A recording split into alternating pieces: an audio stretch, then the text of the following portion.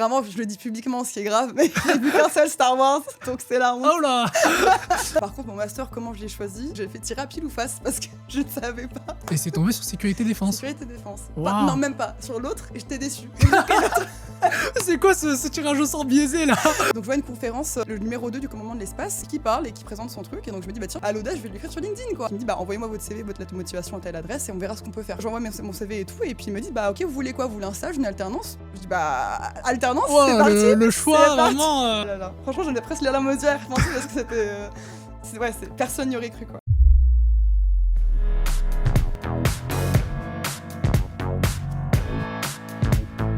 Salut tout le monde, j'espère que vous allez bien. Très heureux de vous retrouver pour le 8e épisode de Face aux stagiaires. Ça commence à passer tranquillement cette première saison, j'espère qu'il y en aura d'autres.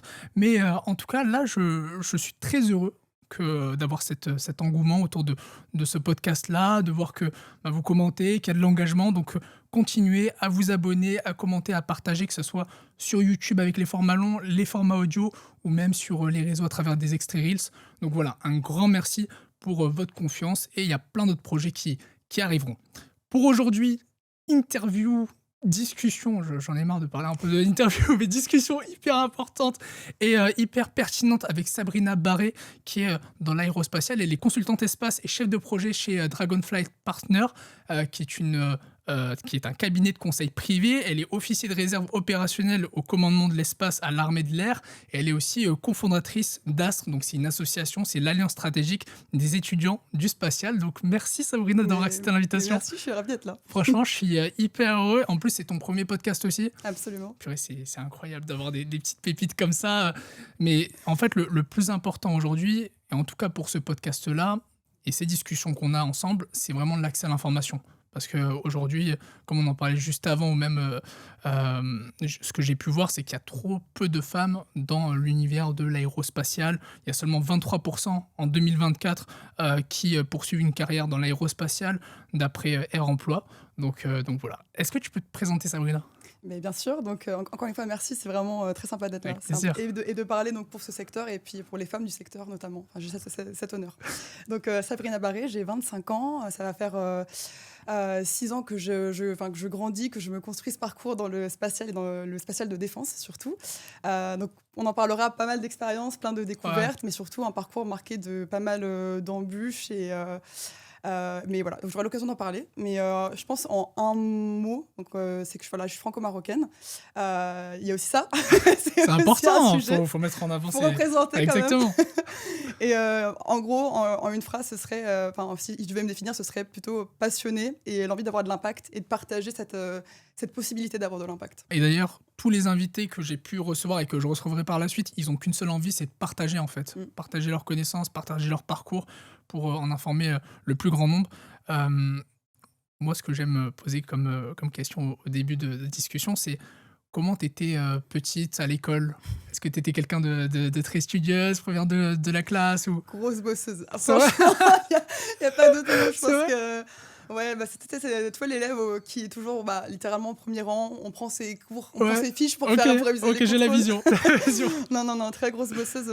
J'ai eu une chance énorme, c'est que mes parents, eux sont partis de zéro et donc m'ont insufflé cette culture du travail, vraiment. Ma mère est marocaine, donc elle est venue en France assez tôt. Mon père du nord de la France, donc les deux ont construit leur vie vraiment de zéro par les études. Et donc ils m'ont appris à bosser carrément. Donc ça a été vraiment le fil directeur. Je savais pas encore ce que j'allais faire, pourquoi je travaillais autant, mais je me disais surtout que je voulais avoir de l'impact et on m'a dit que c'était par les études, donc c'est ce que j'ai fait. T'avais des passions à ce moment-là? La musique, beaucoup de guitare okay. À l'époque. Le spatial, ça m'intéressait, mais j'étais pas du tout ce qu'on appelle un peu un nerd, si je peux me permettre le terme. Non, pas de passion particulière à ce niveau-là, mais par contre, beaucoup de curiosité. Je pense que l'important, c'est d'être hyper curieux, de ne pas se fermer de porte et juste être hyper ouvert aux opportunités et aux rencontres, quoi. C'est hyper important. C'est ce qui m'a mené aujourd'hui ici. Mais grave. Donc, école primaire, collège, hyper studieuse. Un lycée, au lycée, t'as fait un bac S. Tout à fait, ouais. À la base, je partais plutôt mes parents m'ont poussé vers la porte ingénieur, ce qu'ils ont fait. Moi, je me suis dit, c'est peut-être pas trop ce qui m'intéresse. La médecine m'intéressait aussi beaucoup, donc j'ai pris la voie un peu... la filière scientifique à l'époque. Et finalement, je me suis quand même rendu compte que j'aimais quand même beaucoup l'histoire, que les enjeux géopolitiques m'intéressaient, mais en même temps, je voyais bien qu'en S, ça manquait de... comment dire, ça manquait de concret, ça manquait de contextualisation plutôt géopo. Donc j'étais toujours frustrée en fait en S et en même temps je me rendais compte qu'en ES ça m'aurait également frustrée. Donc un peu entre deux mondes, sans vraiment savoir vers quoi j'allais. Vraiment, c'était le néant pendant un petit moment quand même. Hein. Donc faut aussi, on ne sait pas toujours où on va quoi. Et c'est normal. C'est ça. Il faut en parler, il faut le dire que c'est normal qu'à 15 ans, à 16 ans, à 17 ans, même à 20 ans, on ne sache pas ce qu'on a envie de faire. Ce qu'on a envie de faire dans la vie. Toi, est-ce que tu avais réalisé des stages au lycée ou... Oui, j'ai eu la chance en seconde. Alors, notre lycée nous imposait 2 semaines de stage en seconde. Donc, c'était une très belle opportunité. Bon, on ne sert pas à grand-chose en seconde, hein, on va pas se mentir. L'observation. Voilà, on observe vraiment. Donc, j'en ai fait un chez Thales à Vélizy. Donc, parce qu'un de mes amis, son père travaillait là-bas. Donc, en fait, juste... j'ai demandé, je lui ai écrit un petit mail quoi, à l'occasion, c'était comme ça.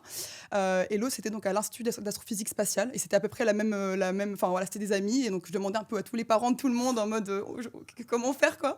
Et donc, j'ai réussi à avoir ces 2 stages en seconde. Et comment tu as vécu ces expériences ? On sert pas à grand chose encore une fois, mais sûr. vraie curiosité. Donc c'est ce qui m'a permis d'aller en S quand même. Hein, c'est là où j'ai quand même découvert le spatial, hein, avec l'Institut d'astrophysique spatiale d'Orsay. Et c'est à ce moment-là, en seconde, que j'ai quand même senti qu'il y avait quelque chose qui m'attirait vers ce secteur, mais tout en me disant, mais si je suis pas ingénieur, je pourrais pas le faire en fait. Ouais. Donc ce débat un peu interne de il faut faire ingénieur pour faire du spatial. Et ça, on en reviendra, mais pas du tout. D'accord, voilà. C'est aussi de casser un peu les mythes. Donc tu obtiens ton bac avec mention très bien. Franchement, bravo, félicitations. Non mais il faut flex au bout d'un moment, des fois, t'as travaillé quand même. Voilà, t'as travaillé, mais faut le dire.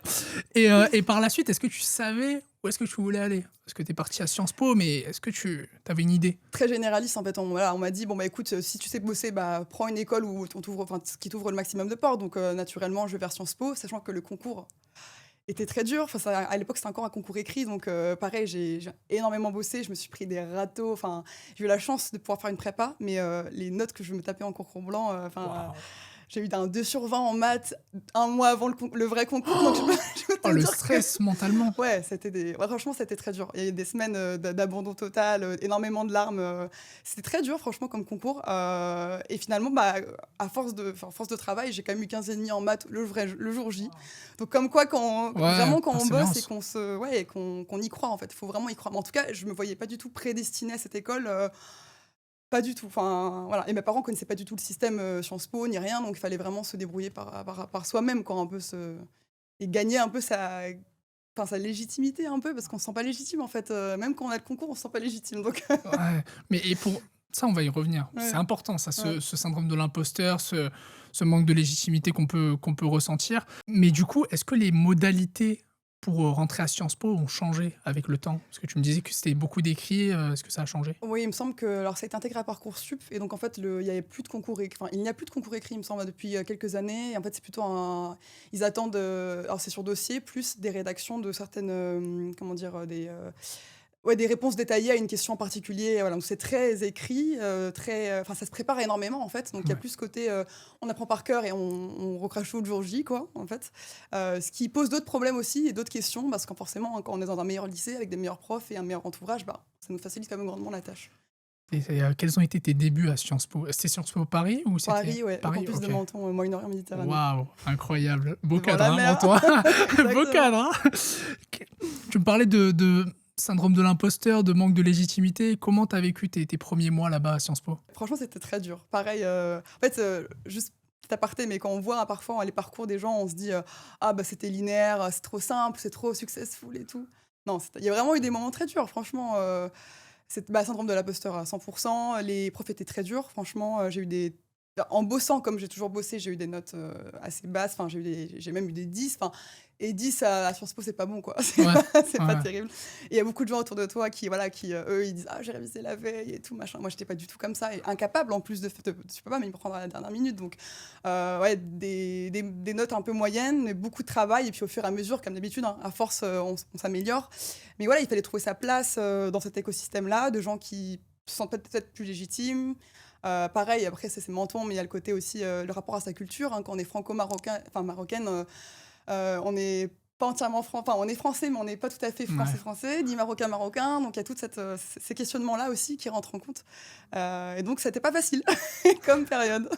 Ça a duré 3 ans, c'est ça? C'est 2 ans sur le campus de Menton, et après on a eu une année à l'étranger. Mais il y a eu un truc en 2020. C'était au courant. C'était le Covid. Mais attends, pendant les 2 premières années, t'avais des stages ou c'était vraiment juste de la théorie C'est que de la théorie. C'est des cours. Alors par contre, oui, Sciences Po a créé le parcours civique. C'est quelque chose que on doit réaliser des stages en première année, en deuxième année, dans des, c'est des stages dans des environnements plutôt, on va dire. C'est de l'associatif plutôt, c'est un peu l'objectif. Et donc, par exemple, je donnais des cours de français dans un lycée de secteur qui avait une classe dédiée aux personnes, aux enfants nés de parents étrangers, en fait. Donc, c'était ce genre de choses, très sympa. Et donc, tous les week-ends, c'était cool. T'arrivais à te reposer un peu? Ouais, c'était pas facile, mais Sciences Po, c'est très. Alors, il y a beaucoup d'opportunités, c'est une chance énorme, c'est une école qui favorise énormément les stages. C'est quelque chose de super. Typiquement, là, je saute un petit peu, mais en master, j'ai fait beaucoup de stages et d'alternance. Et on m'a tout accepté, alors que ça mettait parfois un peu à mal le rythme scolaire, quoi. Mais ils l'ont accepté. Donc ça, c'est quand même quelque chose de très positif et valorisé. Donc eux, ils nous forcent un peu la main sur les stages, ce qui est très utile in fine. Et pendant ces 2 premières années, tu me dis qu'après, tu as une année à l'étranger. Comment se fait cette bascule? Où est-ce que tu pars Je pense que la vraie bascule que je voudrais évoquer, c'est la découverte en fait, du spatial au sens, le domaine en tant que... domaine stratégique en fait et de réflexion, parce qu'à l'époque on est en 2018-2019, donc l'OTAN en fait vient à peine de déclarer l'espace comme un domaine vraiment de conflictualité, comme un autre champ de bataille. Ça, c'est quelque chose, ça a été un vrai tournant dans le domaine spatial, et c'est à ce moment-là moi que je découvre ça. Et en fait, c'est histoire toute bête, j'allais au basket avec une amie australienne, et un jour elle me parle, on marchait, elle me dit oui, mais tu sais que on fait du droit à Sciences Po, mais il y a aussi d'autres droits des mers, droit de l'espace. Là, je me dis, quand même, je me rappelle de ce moment précis, ça fait tilt, et je dis, droit de l'espace et tout, c'est possible. Donc il y a des métiers entre le Sciences Po et le domaine spatial qui existent. Donc je me dis, ok, il y a une brèche, quoi, il y a un truc on peut créer quelque chose, quoi. Et donc depuis ce jour-là, vraiment, j'ai commencé à faire tous mes papers, tous mes rendus, dès que je le pouvais, en fait, avec un axe spatial. Typiquement, il y avait un paper sur l'Arabie Saoudite où j'avais étudié comment est-ce que les femmes saoudiennes peuvent vraiment se saisir du domaine STEM, donc scientifique, technologie, etc. Tous les sujets vraiment scientifiques. Donc c'était le début vraiment du focus, quoi, du focus espace dans mes études. Et là, pour cette 3e année, tu décides de partir... Il y a un programme avec UCLA, l'université de Los Angeles, exceptionnel. Ça claque quand même. Mais bon, c'était en 2020. Est-ce que tu peux nous parler de cette expérience? Donc en fait, forcément, moi, je me dis, où est-ce que je peux faire du spatial, en fait, parce qu'il fallait que je trouve un moyen de me confronter, en fait, à ce domaine-là. Encore une fois, en ne connaissant personne du domaine, en connaissant rien, en fait. Rien, genre zéro. Donc, je me dis, tiens, Silicon Valley, Californie... C'est un peu logique. Donc je mets la UCLA en premier en justifiant à fond le côté space et tout. Et donc, je suis prise. Et donc, sauf qu'en parallèle, il y a le Covid qui tombe.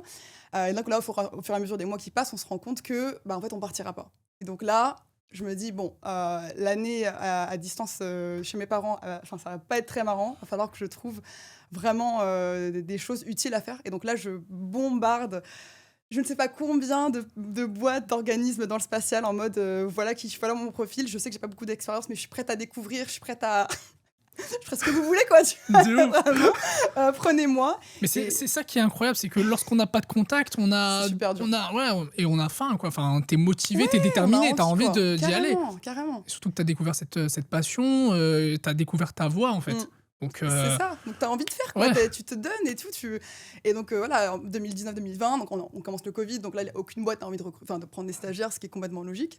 Et en plus, on est au début vraiment de la vague du New Space, donc c'est la vague un peu dans le domaine spatial, ce qu'on appelle l'émergence de plein de petites startups qui viennent un peu disrupter le modèle historique du spatial avec les grands industriels. Donc avec des nouveaux modèles un peu plus agiles, l'industrialisation, pas mal de choses comme ça. Donc on est au début, quoi. On est au début de quelque chose, et je sens qu'il y a une vague un peu à saisir, mais en fait, moi, du haut de mes 19 ans, en fait, avec aucune expérience, c'est pas saisir du tout.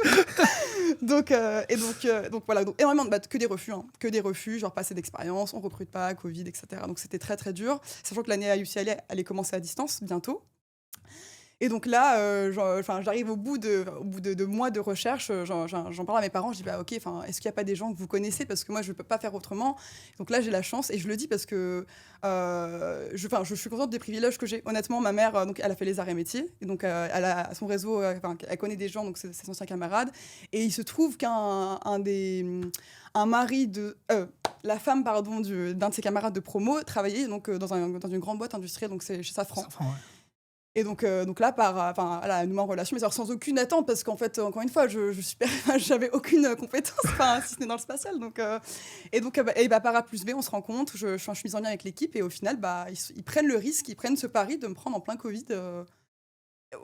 Pas en tant que stage de 3 mois qu'ils ont après ensuite encore étendu de 3 mois. Extraordinaire. Et tu faisais quoi là-bas ? Donc c'était un stage plutôt, on va dire, dans l'équipe marketing, où c'était plutôt faire du benchmark, les analyses de marché sur pour un produit en particulier sur les différents pays. Donc ça demandait de mettre à profit les compétences de géopolitique, comprendre les pays, leur politique spatiale. Donc j'ai appris plein de choses sur tous les pays, comment ils étaient organisés, comment est-ce que eux traitaient le domaine spatial en tant que tel. Donc c'était super intéressant.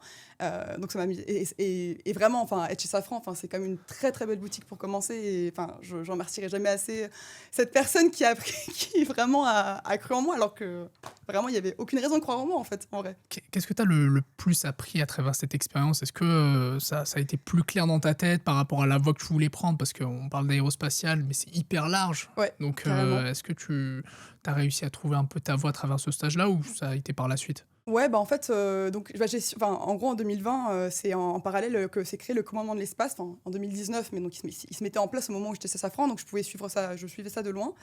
Et en parallèle, en fait, chez Safran, c'était de la surveillance de l'espace. Donc ça, c'est quelque chose qui m'intéresse, c'est le fait d'avoir des radars, de pouvoir surveiller l'espace le plus en temps réel possible pour pouvoir agir dans l'espace. Parce que si on ne voit pas ce qui se passe, on ne peut pas agir, tout simplement. Ouais.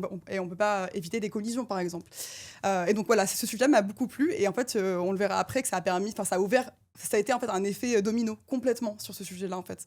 Parce que juste après ce stage chez Safran, j'ai postulé donc à la Fondation pour la recherche stratégique côté spatial, qui du coup m'a accepté grâce au stage d'avant. Wow. Donc déjà, c'est incroyable. Ça avance plutôt bien. Et tu faisais quoi là-bas ? Donc là, j'assistais à un chercheur qui donc, était spécialisé en défense et aérospatiale. Et donc là, c'était beaucoup de rédaction, de fiches, de notes thématiques sur pas mal de sujets, mais là qu'à distance malheureusement. Mais ça a été quand même très utile. Et puis là, pour le coup, en tant que Sciences Po, on se sent vraiment utile. Bien sûr. Carrément. Et tu décides ensuite de faire un master après cette expérience ? Oui, tout à fait. Le master, ouais, tout à fait. Et pareil, en fait, je me suis dit, ok, c'est bien, là, j'ai vu le grand industriel, j'ai vu le think tank, le côté recherche. Il faut que je me confronte à l'écosystème startup, le New Space dont je parlais précédemment. Et donc, pareil, là, je postule partout et tout. Et je trouve un stage donc, chez Prométhée, qui est une startup qui fait de l'observation de la Terre, et qui me prend donc, à temps partiel, en parallèle à mon Master 1. Donc, j'ai fait 6 mois, 21 heures par semaine, à côté de tous les cours. C'était un peu chaud. Mais pareil, en fait, l'envie, elle est tellement énorme que, en fait, t'es fatigué, mais tu bosses, quoi. Et déjà, t'es hyper content, t'es hyper reconnaissant, quoi. Tu te dis, mais c'est fou. Voilà, donc c'est vraiment grâce au stage précédent que chaque boîte, c'est comme une maison, quoi. T'as les fondations, ce que tes parents te donnent comme envie de travailler. Et après, chaque pièce, chaque porte, chaque fenêtre, c'est les stages, les rencontres. Incroyable. Et c'est un stage de combien de temps chez Prométhée ? C'était 6 mois. Donc, temps partiel quand même, donc en parallèle de tout le Master 1. Okay. Donc, c'était vraiment chargé. Là, pareil, j'étais bras droit du CEO, donc c'était un poste plutôt à la fois administratif, mais aussi sur certains sujets pareil, marketing, en fait, préparer pas mal de slides, faire pas mal d'études de marché. C'est surtout ça le sujet. Mais voilà, dans une start-up, donc le rythme est beaucoup plus rapide, les équipes beaucoup plus petites, donc c'était encore autre chose, quoi. Donc, c'est ce qui t'a donné envie ou tu as eu ce besoin-là de faire un master, du coup, à Sciences Po En fait, alors, à savoir que sur Sciences Po, jusqu'à maintenant, on a une place d'office dans le master de par notre entrée après le bac. D'accord, ok. Donc en fait, on fait 2 ans, 1 an à l'étranger, 2 ans en master. Okay. Par contre, mon master, comment je l'ai choisi ? Ça, c'est l'autre question importante, c'est que j'ai fait tir à pile ou face parce que je ne savais pas. C'est quoi cette... Non, mais ce qui est extraordinaire, ce qui est exceptionnel, c'est que lorsqu'on va par exemple sur le LinkedIn d'une personne, on se dit c'est linéaire, voilà. Et toi, tu me racontes, allez, pile ou face, allez, je fais ça comme master. C'est ouf. C'est incroyable. Ouais, non, mais parce qu'en fait, je savais que le spatial m'intéressait. Donc, à Sciences Po, il y a différentes écoles de master. Mais je me dis, mais quel angle je prends ? Est-ce que je prends l'angle sécurité-défense ou est-ce que je prends l'angle international security, donc beaucoup plus anglophone ? qui ouvre à d'autres postes et d'autres perspectives. Et là, j'étais avec ma mère dans le bureau et on a tiré au sort, quoi. Parce que je savais vraiment pas. Et c'est tombé sur sécurité défense. Sécurité défense. Wow. Non, même pas. Sur l'autre, et j'étais déçue. C'est quoi ce tirage au sort biaisé, là? Au moins, en fait, j'ai choisi ce que je voulais. Ça c'est sûr. Au moins, c'est le choix du cœur. Carrément. Ah là là. Et alors, du coup, pendant ce master-là, comment ça s'est passé? Comment tu as abordé ces différents cours? Alors pareil, c'est dans l'école d'affaires publiques, donc c'est très orienté concours, hein, plutôt en fait, INSP, fonction publique, ce genre de choses. Donc c'est vrai que moi je me reconnaissais pas trop. Les cours de finances publiques, c'est super intéressant, hein, c'est une très bonne base, mais j'avoue que moi ça me parlait pas trop. Donc je prenais dès qu'il y avait des cours spatiaux, je les prenais tout de suite. Là j'étais au premier rang et tout, back to école primaire, tu vois, genre à fond. Et puis voilà, en fait, dès que les cours permettaient de choisir un exposé qui touchait de près ou de loin au spatial, je le prenais, je le faisais à fond et c'est ça qui me motivait, quoi. Est-ce qu'à ce moment-là, tu te sentais plus légitime qu'au début, après tous ces stages aussi dans ces grands groupes? C'est une bonne question. Alors ça allait trop vite pour que je m'en rende compte ou pas, je pense. Ouais. Mais avec du recul, non, je pense que je me suis sentie légitime quand j'ai remporté le concours là, à Défin Space, à la fin du Master 1 d'ailleurs. Ça a été un peu le... est-ce que je peux nous parler de cette expérience? C'est avec très grand plaisir. C'est incroyable. Ouais, le hackathon Défin Space, c'est un hackathon donc, de 24 heures organisé par le commandement de l'espace. Et ça a pour but de faire réfléchir les jeunes sur des sujets techniques et génériques à des problématiques liées au spatial de défense. Donc en fait, le but, c'est d'intéresser les jeunes en fait, sur ces thématiques-là qui sont quand même assez nouvelles. Hein. Quand on dit spatial de défense, c'est pas que les satellites pour la Terre, mais c'est aussi... l'action dans l'espace, quoi. Parce que maintenant, l'espace est devenu un champ de conflictualité, un vrai champ comme la Terre, la mer, l'air, etc. Et donc pareil, histoire de fou, parce que vraiment, quand je te dis que personne pouvait parier sur moi à l'époque, c'est que... Donc je suis arrivée toute seule à ce... Donc en fait, on avait rendez-vous dans une sorte de salle... Mais déjà, pour avoir accès à ce concours-là, on vous en avait parlé en Master 1? Pas du tout. LinkedIn, simplement. Ouais. Créez-vous un compte LinkedIn dès que vous pouvez, parce que c'est hyper important. Ça donne accès à tellement d'informations. Enfin, oui, clairement, LinkedIn, rien d'autre à dire. On m'a rien dit là-dessus. Donc tu as trouvé ce concours-là sur LinkedIn. Carrément. Tu postules. Je m'inscris et tout. Je me dis, ok, super. Donc là, je vois le sujet, je me dis, ok. Mais là, je passe des jours et des jours à faire que préparer le truc à fond, machin. Donc, et vraiment tunnel, quoi. Tu vois, je me dis même pas, peut-être que je pourrais créer une équipe avant. Sonder les gens autour qui. Tu vois, pas du tout. Parce qu'il y en a qui le font en groupe. En fait, j'ai appris le jour J qu'en fait, les gens étaient arrivés en équipe, quoi. Donc moi je me dis c'est pas bête quoi. En plus ils sont là avec leurs équipes hyper bien équilibrées, un ingé, un mec de Sciences Po machin et tout. Donc, moi j'arrive toute seule, je me dis oh là là Sabrina, qu'est-ce que t'as fait? Donc j'arrive et tout, donc je dis aux gens est-ce que je peux venir avec vous, est-ce qu'il vous reste une place? Non, du coup tout le monde me dit non. Donc je dis ok. Et déjà, est-ce qu'il y avait dans les participants, est-ce qu'il y avait beaucoup de femmes ou c'était pour la majorité Alors c'était pas la majorité, mais on était, je pense, en vrai on devait peut-être 20% quand même, hein. C'était pas, alors c'est pas terrible, mais au moins il y en a quelques-unes quoi. Mais c'était quand même plutôt, il y avait pas mal d'ingénieurs en fait, mais voilà, plus de femmes sur le sujet générique. Comme d'habitude dans le secteur spatial. Donc voilà un peu les profils, beaucoup d'ingénieurs. Et donc en fait j'arrive, donc je pose je me mets auprès de tout le monde, je demande et tout, tout le monde me dit non quoi. Donc je me retrouve toute seule. Et donc là il y a 2-3 personnes, 2-3 mecs qui se baladent et qui sont tout seuls aussi. Donc on se regarde, on se fait en équipe quoi. Mais la loose, tu vois, vraiment. S'il fallait parier en amont, tu vois, franchement, c'était pas les gens là-bas, là, au fond, tu vois, non. Donc du coup, en plus, c'est des personnes qui, ils étaient géniaux. Enfin, moi, j'ai adoré bosser avec eux. Mais par contre, pas du tout dans le spatial. Donc, il y avait quelqu'un qui était ingénieur en énergie. L'autre, il était consultant chez Capgemini et l'autre, informaticien. Donc, ou développeur. Okay. Donc, tu vois, des profils, rien à voir. Aucune question spatiale. Donc, je me suis dit, bon, va falloir les former. Donc, du coup, on a passé 24 heures, tu vois, on a eu le sujet, on a eu 24 heures. Donc, toute la nuit, on est resté, on avait dormi, je pense, 20 minutes parce qu'il fallait tout faire. Et on était quand même très contents de ce qu'on avait fait. Mais encore une fois, on partait de zéro, les équipes, tu sais, certains, ils étaient quand même arrivés avec des t-shirts assortis, quoi, tu vois, Ils y avaient pensé bien avant. Voilà, ils avaient préparé le truc, tu vois, donc voilà, et donc du coup, le lendemain, on présente au jury et mais tout. Mais c'était quoi c'était sur quel sujet Donc nous, c'était sur la surveillance de l'espace, qui était donc mon sujet de stage. Ok. Donc ça m'a quand même vachement aidé dans la réflexion et dans dans le fait de connaître le sujet. Ça m'a beaucoup aidé mon premier stage chez Safran.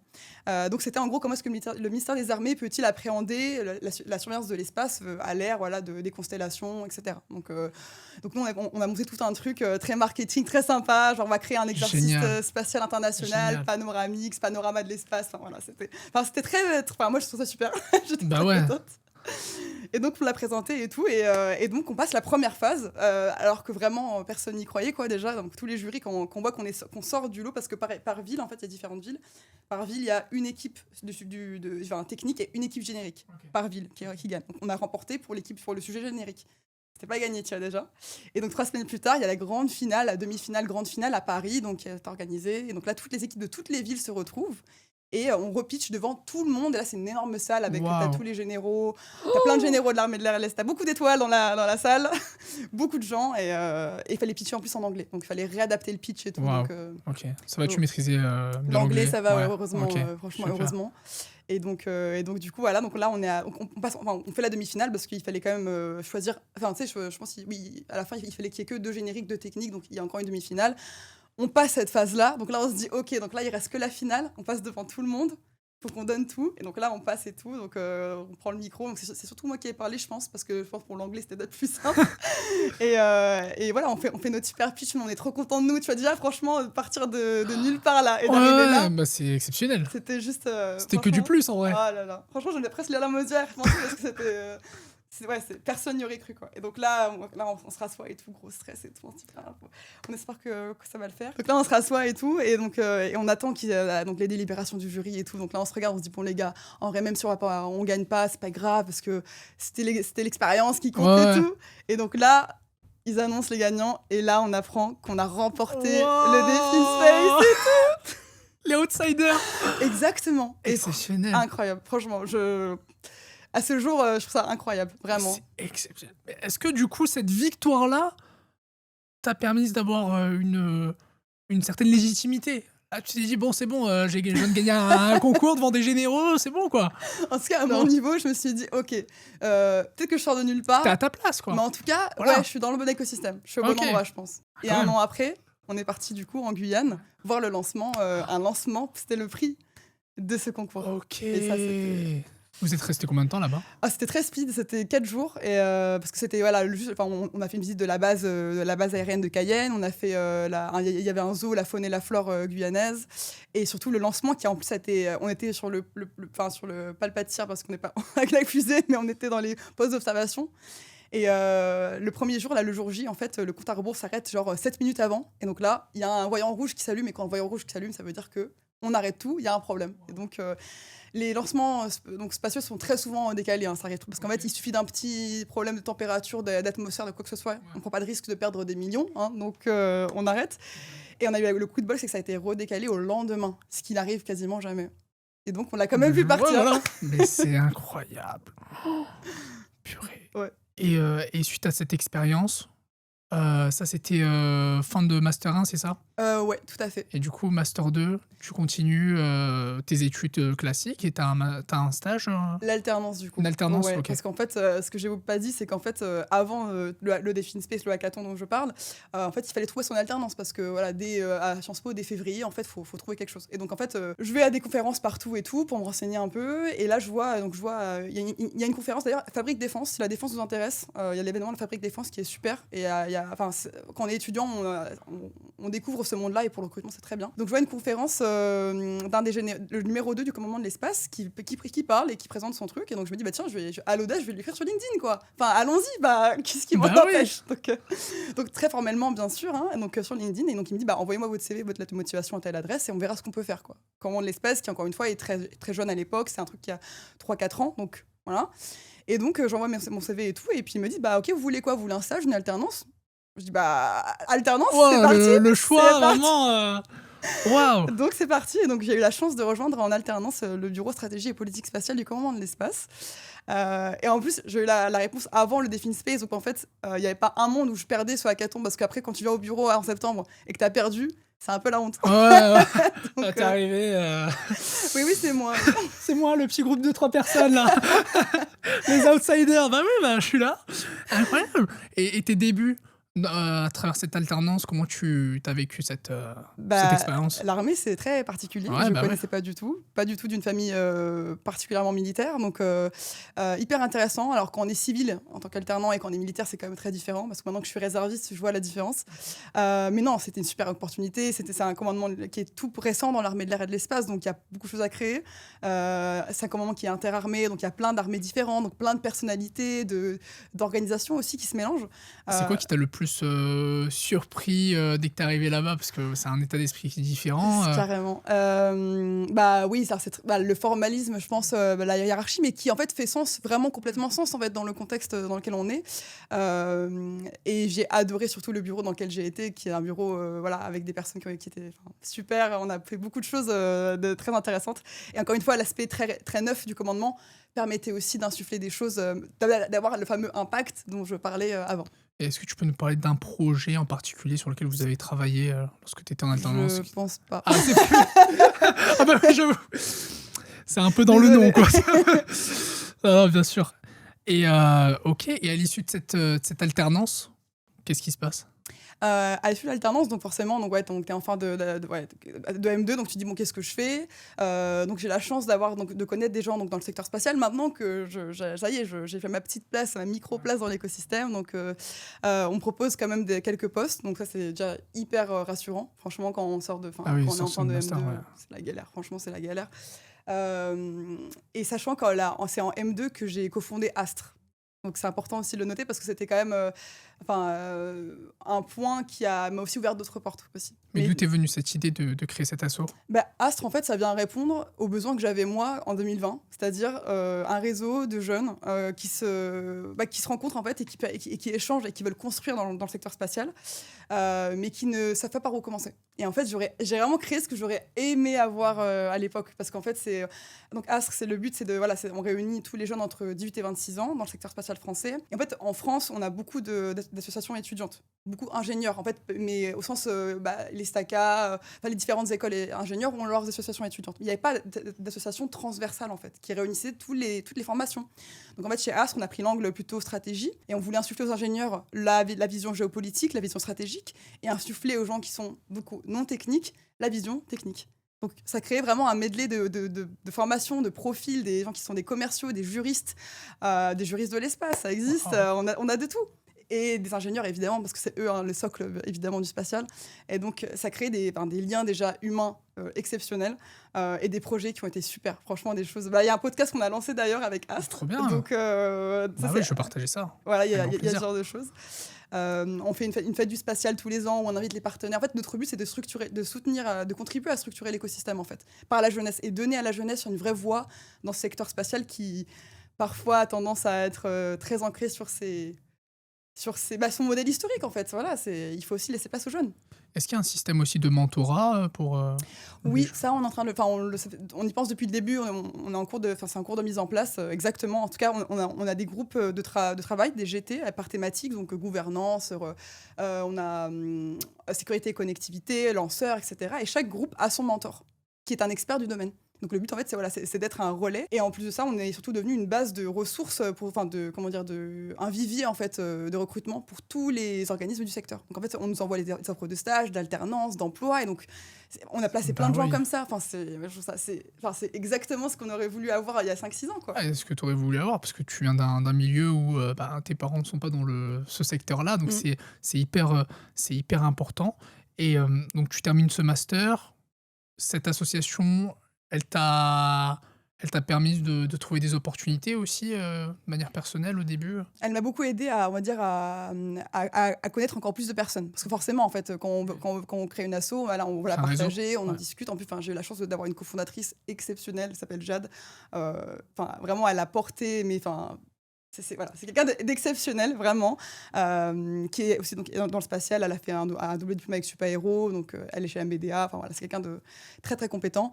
Donc, au début, on l'a poussé surtout, on a brassé large dans l'écosystème, donc on a rencontré beaucoup de gens. Et c'est ce réseau-là qui, ensuite, me permet de faire mon métier aussi aujourd'hui.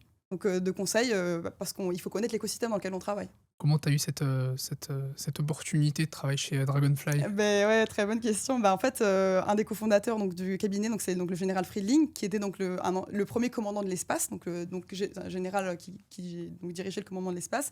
Et c'est lui, du coup, qui a créé le défi Space. Et donc, quand il a fait son hackathon, forcément, donc, ils m'ont repéré, lui et son équipe. Et donc, à l'issue, donc, ils m'ont bien suivi. Alors, lui a quitté les armées, du coup. Et donc, il y a eu un nouveau commandant quand moi, je suis entrée en alternance. Mais ensuite, quand je suis partie, ils sont venus me rechercher en mode est-ce que ça t'intéresse de rejoindre l'aventure, sachant que Dragonfly, à l'époque, n'existait quasiment pas. C'était un tout petit cabinet qui avait 1 an, il y avait une personne à temps partiel. Enfin, c'était est-ce que tu rejoins cette aventure qui est un pari ou est-ce que tu vas chez les grands groupes? D'ailleurs, est-ce que tu peux rappeler ce que propose du coup Dragonfly? Ouais, Dragonfly. Alors, c'est un cabinet de conseil donc, privé, indépendant, qui est français, donc créé en 2022, et qui en gros a pour but d'accompagner au mieux les organismes et les entreprises sur les marchés de la sécurité et de la défense. On a différents départements et donc forcément, moi j'ai la chance d'œuvrer dans le département spatial. Donc en fait, en gros, j'aide les startups notamment et les PME à naviguer le marché spatial de défense. En bref, voilà. Donc en gros, à qui parler, comment, quand, avec quel produit, pour quelle utilisation. Parce que notre but, en tant que réserviste encore plus, c'est que les armées aient les meilleurs produits possibles. On veut pas un truc qui passe voilà, un truc qui fonctionne, quoi. Donc à l'issue de l'alternance, tu es parti chez Dragonfly et en même temps, tu es resté réserviste. Je me suis engagée dans la réserve à l'issue de mon alternance. Parce qu'il m'avait proposé un poste, il me semble, d'OSC, donc officier sous contrat.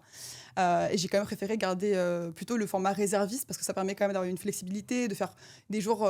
Moi, je fais 30 jours par an, par exemple, donc dans mon bureau. Et la réserve, c'est une super opportunité. En fait, on est vraiment employé par l'armée en question pour un nombre de jours. Et quand on est à l'armée, on est militaire. Donc, on est formé. On a 3 semaines de formation pour la réserve opérationnelle de l'armée de l'air et de l'espace. Et donc voilà, on est en uniforme et on est vraiment militaire. Donc ça demande aussi, c'est beaucoup de discipline en fait, et c'est des valeurs que j'ai découvertes en fait, que je trouve... et que tu avais aussi. Bien sûr, c'est vrai. Non mais c'est vrai, en fait c'est une traduction un peu de qui je suis, mais que je ne connaissais pas du tout, et c'est le spatial qui m'a amenée vers l'armée de l'air en fait. Ouais, je pense que je me serais jamais particulièrement intéressée à ça sans le spatial en fait. Engagez-vous. Ça va être une pub. Bien sûr, engagez-vous. Et qu'est-ce qui te plaît le plus maintenant dans ton métier? Alors peut-être 2 choses. Un, ça serait être dans un écosystème qui est composé de personnes qui sont vraiment... Il y a une très bonne relation, je trouve, dans cet écosystème spatial que j'ai appris à connaître et dans lequel j'ai grandi, en fait, finalement, un peu. Donc, ouais, il y a plein d'organismes, d'entreprises différentes. Les domaines sont hyper intéressants. Donc, vraiment, c'est être au contact d'un écosystème qui bouge beaucoup. Il se passe plein de choses. C'est hyper dynamique. Et c'est très politiquement intéressant.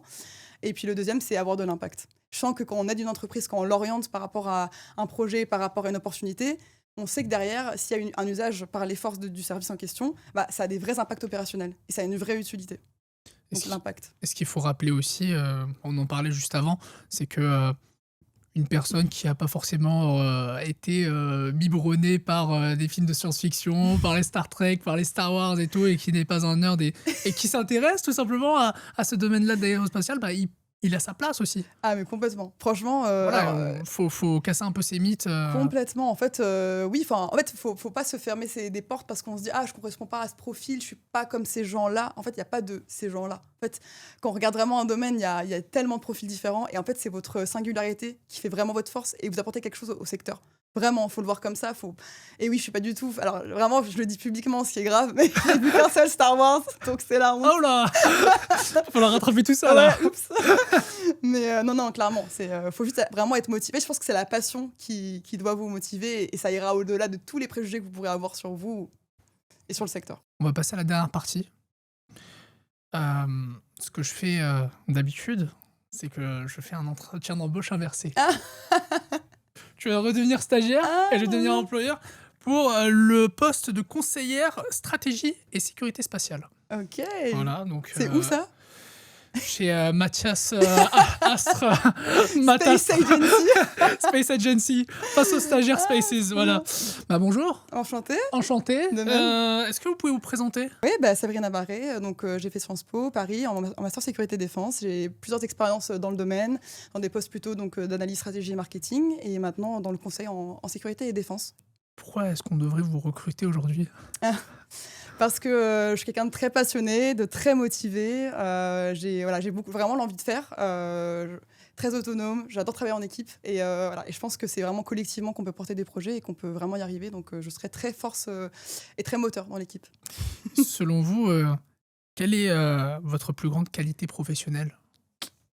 Est-ce que la passion, ça compte? Tout le monde peut être passionné, hein, mais... Non, je dirais la détermination, avoir envie de... Voilà, quand on fixe une mission, j'arriverai au bout, je la réaliserai, peu importe les obstacles, peu importe ce qu'il faut... voilà, peu importe ce que ça demande, voilà, une mission, ça se réalise et elle sera faite. Donc, On voilà. parle de qualité, mais quel est votre plus gros défaut? Alors, si vous ne l'avez pas encore remarqué, parlez vite. Et sinon, l'impatience, alors que mon prénom, ça veut dire patience en arabe quand même. Mais l'impatience, c'est un peu comment dire, il y a un mot pour dire ça, non? Le pendant du fait d'être très speed et très motivé, dynamique. Du coup, on est très impatient. Qu'est-ce qui t'énerve le plus dans le milieu professionnel?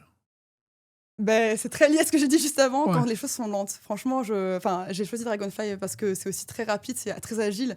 Et en fait, quand les gens prennent 3 ans à répondre et que les choses doivent avancer très très très vite, moi, c'est très très très très très énervant. Voilà. Donc, J'aimerais aussi votre avis par rapport à ce sujet-là. Est-ce qu'il faut forcément être ingénieur pour travailler dans l'aérospatiale?